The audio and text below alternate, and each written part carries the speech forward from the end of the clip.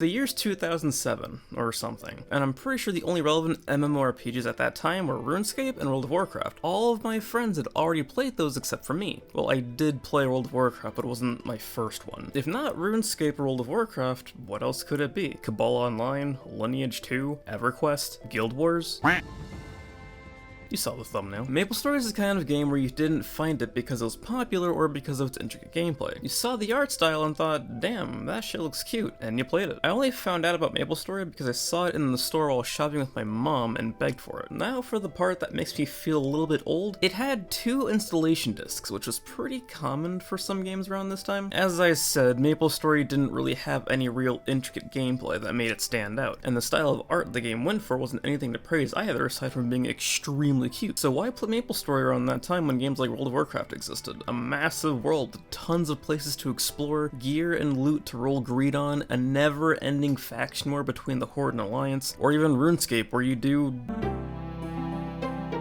whatever the fuck this is. How about Guild Wars? Most likely one of the closer competitors for World of Warcraft. Out of all the MMOs that were out at that time, why play Maplestory? It has a giant fish named Pianist. Maplestory really doubled down on the whole it's your story narrative, as I'll call it, since you just explore Maple World as this cute little character that just happens to have one of the coolest looking animations to date. Talk to a lot of NPCs, collecting quests, go around and grind on mobs, or even fight bosses if you're up for it. Realistically speaking, there wasn't much of a story until the Big Bang update and the inclusion of the Black Mage, so before these updates even happened, you could've just called the game Maple. Because there was no fucking story. Even without an actual story involved, the game was extremely populous with an active community for years. I distinctly remember being a bright-eyed new player going into the Hennessy's hunting grounds, just trying to do some quests, and there would always be these high-level players that were showing off their abilities and going on a snail and mushroom genocide. Just remembering the old day of Maplestory makes me miss those experiences. You'd meet so many people and just make friends with them because you were looking for a party, so you could do the kerning party quest at level 20, so you can grind that until level 30, so you could do your second job advancement. Unfortunately, nowadays party quests, or PQs for short, aren't used at all since they made leveling in lower levels 100 times easier. It doesn't help that they added in theme dungeons which outright replaced PQs entirely, but the player base is smaller than it was 15 years ago, and most people don't actively talk with other players, myself included. Though PQs may not exist, I'll still miss those times where I just spam in chat looking for a party and just add a shit ton of ats so people would be able to see your request, since that was the only efficient way for people to see your name. Those PQs had some really interesting and fun mechanics like the Looty PQ or even the Orbis PQ. If you played Maplestory around this time, then you would know how much fun a lot of these PQs were. And spamming looking for a party worked for loads of other things as well. If you're looking for a guild, you could do the same thing for that. Looking for a trade for a certain item works as well if you didn't have a spot in the free market. Looking for a girlfriend. Okay, look, I was young and lonely, alright? With this being the very first MMO I played, I had a lot of firsts with Maplestory, and one of those major firsts was my experience with lag.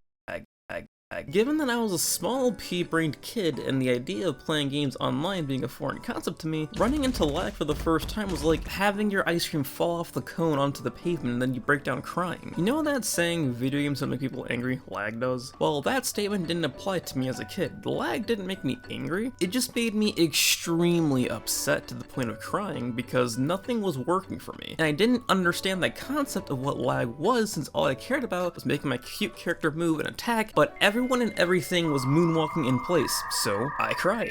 They changed a lot of things in Maplestory, adding in a crap ton of jobs, new locations, tons of crossover events. They even changed the starting area. When you originally made a character, you're dressed up in this green apple overall onesie thing, and were immediately put into a tutorial area that looked like it was a behind the scenes set for a theater, and I absolutely miss this. The starting area is called Maple Island, which also got a sort of downgrade. The original Maple Island had so much to explore that you could stay there forever and you'd be known as an islander, which is literally just a character slash player that only stayed on the island and never left. I did mention jobs, which are just classes, and when you died you'd lose experience, but they got rid of that so dying no longer has a consequence. Back then it was a struggle to level up. I remember the highest level character I had back then was level 71 Dragon Knight, and I couldn't do anything because I had like no armor to wear, I barely had any potions, and I couldn't buy anything because I had no messes to my name, so I was stuck in Genesis as a level 71 Dragon Knight doing nothing. And I wasn't joking when I said leveling was a struggle back then. Level cap at the time was either 100 or 120, and it would take a long ass time to level even if you were grinding on mobs that were at your level. So when you came across the top players that made it to max level, it was like the second coming of Christ himself. Tiger,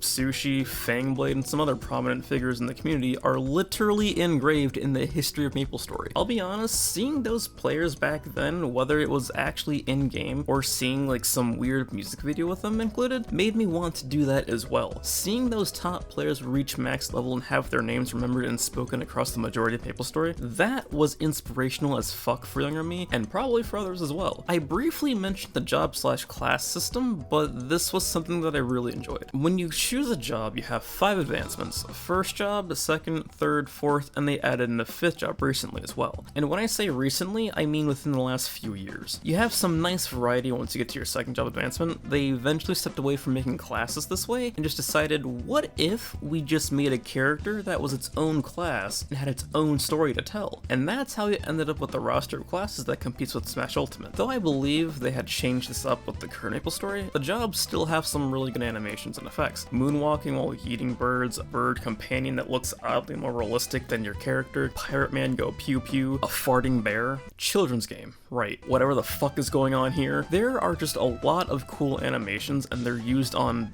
cute monsters. I actively feel bad when I have to kill these monsters. Sure, some of them deserve it because they are literally just the Yakuza, but on the other hand, you're killing cute snails, cute mushrooms, cute fish, and lots of other cute things. These quests that make you kill them just feels wrong. Like this one called Seal Clubbing. This is a children's game, right? Aside from questioning the ethics of killing these monsters and whether or not this game is truly for children, because I'm really questioning the ethics of killing these monsters, there are a lot of things that I truly miss in Maplestory that newer players probably won't be able to experience ever again. The aforementioned social aspect of PQs allowing you to meet and connect with tons of people has been downright replaced with theme dungeons. However, the theme dungeons are actually well done and have some well-written dialogue where it's just your character and an NPC constantly throwing shade at each other. Or even the boat rides from one world to another. They made it much faster to go from Maple Island to Orbis, which is a godsend, don't get me wrong. But I miss having those long boat rides where you could just sit in the cabin or sit on the deck and go AFK and then come back and notice you died because the Balrog spawns on those boat rides between Maple Island and Orbis. And the one thing I really miss, which I mentioned before, was Old Maple Island. Old Maple Island was so much fun to explore when you first started out. Tons of places to explore, meeting tons of new players there, and just the vast space was great. But the new Maple Island is just a shell of its former self. Old Maple Island will hold a great place in my heart, but this new one just, it's not the same. I may only play Maplestory once or twice a year for a week on a blue moon, but it never gets old. Not even the passive aggressive CC please gets old, which basically just translates to, hey, I'm grinding it.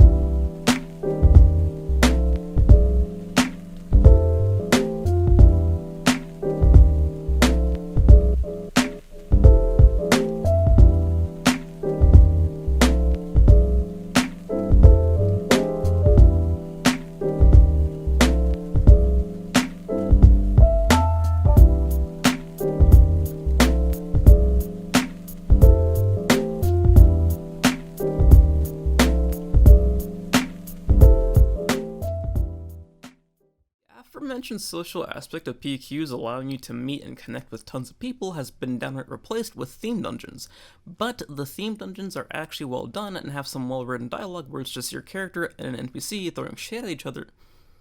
That's just the full line. How do I mess that up?